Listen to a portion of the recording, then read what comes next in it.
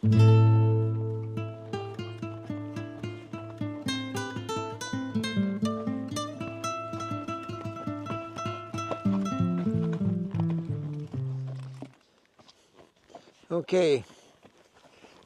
now the first thing I got to take care of is this back cinch. Somebody commented about this extra latigo laying across the back, and you can see that I took the rosettes off and just punched holes in it. This is real high tech, so pay attention. I punched holes in it and then threaded it through my latigo. All right, so that keeps it stable. I hook it up this way because I designed it for mules, because I don't like a britching. So I can move my back cinch back and help the back cinch stay back on the curvature of the gut for my mules. That's what this was originally designed for. Well, I'm not going to take it on and off every time, so I just use it on this one. You can see all it does is support the back cinch more on a horse. So that's why that's there. Now, what I'm going to do today is I'm going to talk about what my skeleton's doing, because I'm at a stage where Chinako that you're not going to see a whole lot, and that's kind of the point. So I'm going to tell you what I'm about to do and when I do it. And just bear in mind that these muscles right here alongside my spine are the main part of this exercise. If you look at my tapadera, right there is going to be the cue. You can see the distance of the spur to the horse. It's not touching the horse. The point is, I'm going to talk you through what I'm doing, because it'll hopefully clear up some of the questions people have about a bridle horse. So my hand is in the position on the romal for working the gait. In other words, I hold him in collection so I can have him more accurate with his body. This is what it looks like when I'm riding outside. So if you see how he's nice and freed up and walking, you watch when I gather him up how he slows down, because he automatically knows that we're going to be working cattle or moving left, right, stop, back up, or turn around. Now I'm looking to the left. I'd like you to really, with your third eye, see how much my left hand does. Well, you're going to get bored because it doesn't do anything. So I'm looking to the left. Now I'm going to look farther to the left, and I'm going to put my right toe out an inch. Now I'm going to look to the right, and I'm going to put my left toe out. If I put both legs on him, it means to go faster. If I only put one leg on him, it means to turn. So I'm going to look towards the center, and I'm going to roll my calf, and I'm going to walk in a circle. So now I'm looking to the center again. Now I'm looking straight ahead, and I'm going to stop by relaxing my body and my muscles in my spine. Now I'm going to ask him to walk backwards by taking my legs off. Now I'm ready to leave. Both calves touched him. I want this to be about the calves, not the heels, not the spurs. If I need a spur, I'll dang sure use it. Now I'm going to slow the horse down by relaxing my body. But I want him to keep walking. Now I'm going to pick up the energy in my body, which means lift it, and let him walk again. Now I want you to watch my left shoulder. I'm going to do a 180 turn, so I will do a half halt, which means I'll relax my spine, raise my left shoulder, and look where I want to go. My right foot looks like this. You couldn't see it when I started. So once again, those of you that are watching my left hand, you're going to fall asleep. So now I'm going to turn to the right. I'll look where I want to be. I'm breaking it down. I'm just looking. I'm looking farther back, knowing that that's the direction I want to go. Now I will raise my right shoulder, which drops my left seat bone. I will exhale, and I'll turn my foot on. That's how I turn the horse.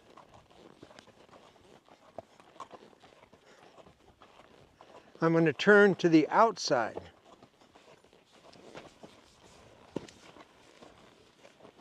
Now I'll stop, walk backwards. Now I'm going to drift the hindquarter while I'm walking backwards. Watch my right foot. I'm looking to the right. Now I'm looking to the left.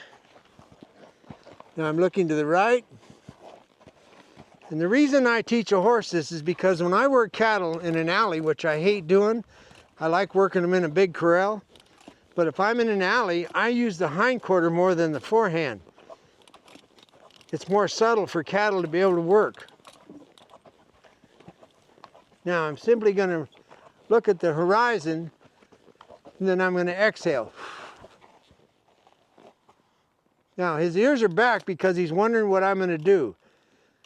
I'm going to raise my left knee and my right knee at the same time. He walks backwards. I'm taking the pressure off his sides. Now I'm going to drop my legs and exhale, and he's going to stop walking backwards. I'm not done. Back up. Thank you, you're fine. Now go forward. Now if you would, stop. This is all in my skeleton. That's why I'm so adamant about collection. If I have no collection, I'll never, ever, ever teach a horse to do any of this. Now as I walk, I'm going to simply tilt forward, which tells him to put the weight on the forehand, and I'm going to drift the hindquarter while I'm walking. I hold the front end with my right leg and drift the rear end over with my left leg. So once again, I'll lean forward, block, and drift. Now I'll drift the other way. I've got 4 more years to train this horse, and when I'm done, he's going to lope sideways. So the way I'll start it is by doing this.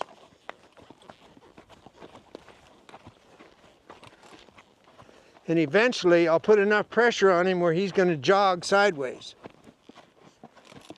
And then he'll lope, then he'll trot, then he'll lope sideways. The reason for a horse to lope sideways, it's a vulgar display, and besides that, I can load trucks by myself, which I prefer.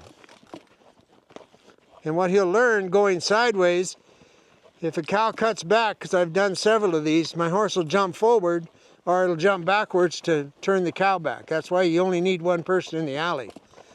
So now I'll pick up the energy for a jog, and I'm going to go back to a walk. And I'm going to jog, picking up the energy, and I'm going to release my body for the walk. Right shoulder, left calf. Jog. Now jog is both calves at the same time, plus raising in the saddle. It's trying to stay centered on my horse. Now I'm going to turn my skull, and as I turn my skull, my right toe is going to go out 1 inch.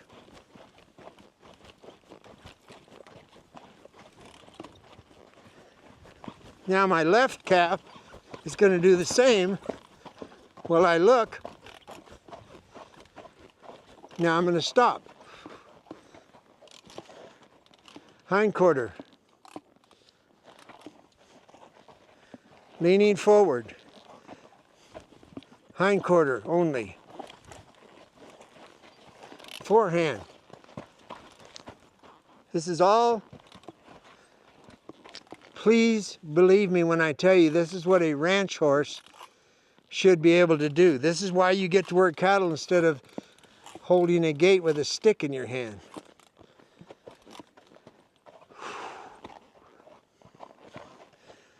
So this year is the year of upward and downward transitions in his training. He's 6 now. So he knows where his feet are, and he has self-carriage, and so I'm able now to do it. Now he's anticipating a right lead. The right lead comes when I shift my left leg back and roll my calf. He knows to put power in the left hind, which causes a right lead. So now I'm going to pick up the life in him by looking where I'm going. And now I'm going to ask for a right lead.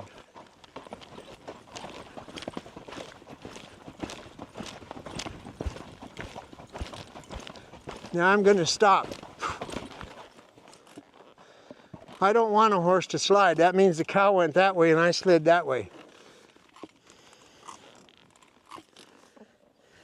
Now, he's been rode long enough to know he's off. In other words, he's not working now. See how the head relaxes the muscles? That's the difference between a California spayed bit horse and a dressage horse. I give my horses a lot of breaks so they get to let their neck relax. Their head isn't set that way the rest of their life. I want them to be able to relax. And the reason is, folks, just so we're clear, is because I ride outside. And when I'm going outside, I'm not in collection. I'm letting my horse walk and nod so I can get somewhere. If I kept him in self-carriage, I'd never get anywhere. I'd have to take a lunch just to get to the house. So that's kind of where we're at on this. But it's all about your body letting the horse know what you want. The dish in my spine rises, which puts me as high as I can on my seat bones, and he's listening for what it is I want to do. And I'm going to say, well, here comes my left calf. That's what I want. Thank you so much. I've changed my mind. That's my right calf. Here's my left calf. Here's my right calf. Turn. Thank you. Now, all you got to do is where I ask you to be. That's how subtle I want my horse to move. Forehand, hind quarter. Hind quarter, forehand. This is self-carriage. See the rein? That's a horse putting himself in a frame so he can be very, very accurate with his feet. Please remember, he's 6 years old. In my heart, when he's 10, he's going to be done if I stay diligent. I need to leave to my left, please. This shoulder drops my right seat bone. He feels comfortable about turning. The number one problem with Western riding horses that I watch is when they turn the horse around, the rear end runs around the front end. Well, that would tell me to give you a nut bucket and just stand there and we're spaying heifers. Anyway, that's another story. So, my job is to see how little can I do to turn right.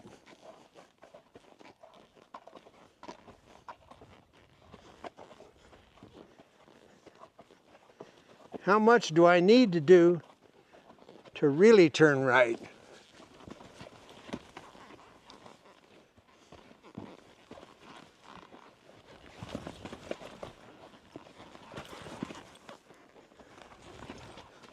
Now, where was I? Oh yeah.